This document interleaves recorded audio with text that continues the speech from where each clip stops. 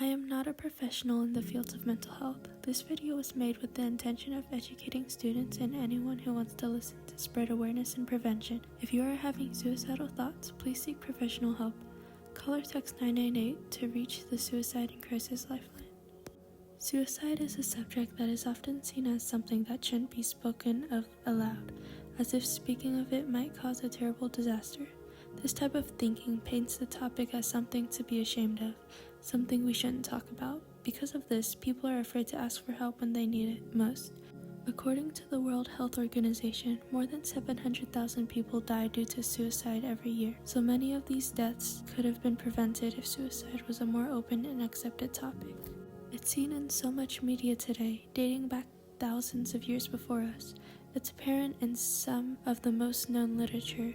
Take Hamlet from Shakespeare, for example.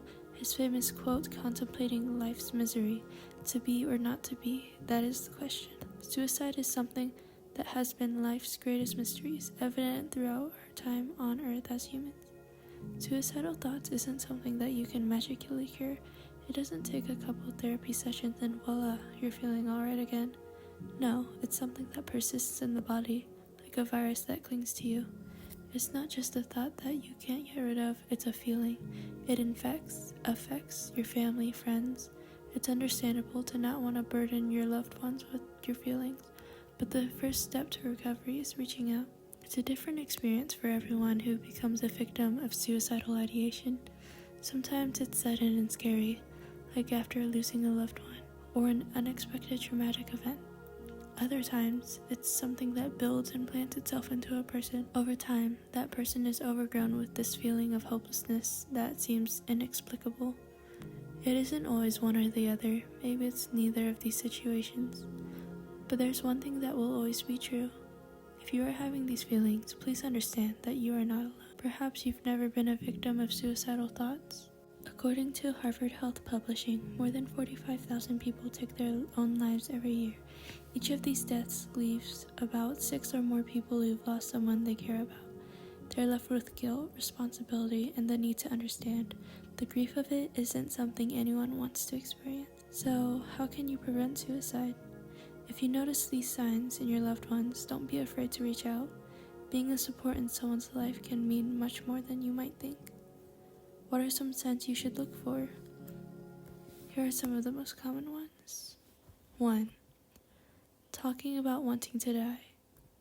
It is one of the most obvious signs to look for. If someone you know begins to talk about wanting to hurt themselves, be empathetic and listen. Sharing how they're feeling shows how much they trust you. Talking about suicide can reduce the risk of it happening, so don't be afraid to. 2. Unusual behaviors or sudden mood changes. Someone with suicidal thoughts might begin to become easily agitated or anxious. They might withdraw themselves in situations they might not have in the past. Maybe they begin to give away their belongings or have a change in sleep or eating patterns. If this behavior is unusual for them, this may be a sign that they have been having suicidal thoughts. Even if it might not be, it is always better to be cautious than to ignore the signs. 3. Feeling hopelessness or lack of optimism. Studies have shown that unlike non-suicidal depression, suicidal depression shows feelings of hopelessness or lack of optimism as a common trait in this disorder. These are not all the signs that may occur, but some of the most common. As a loved one, how might you help someone you believe is at risk of suicide? 1. Reach out to them if you believe or know they are at risk. Ask how they are and mention the signs you've noticed in them.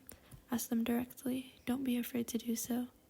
This does not increase thoughts of suicide, but helps them understand you want to talk about it with them. 2.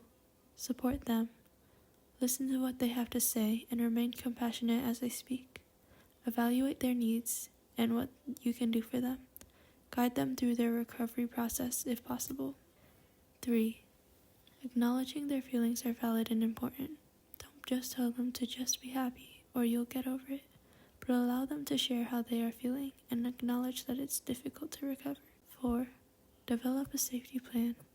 Oftentimes, a safety plan is created with a psychologist or healthcare professional, but if not, you can always come up with one together. A safety plan is helpful when they begin to have suicidal thoughts again and need a plan to get them through it. As a support, it may become mentally draining for you as well. It's not easy to support someone who is suicidal, so please take time to take care of yourself too. Has your idea on suicide changed since the beginning of this video? Do you believe people should speak up more about suicide? Thank you for watching.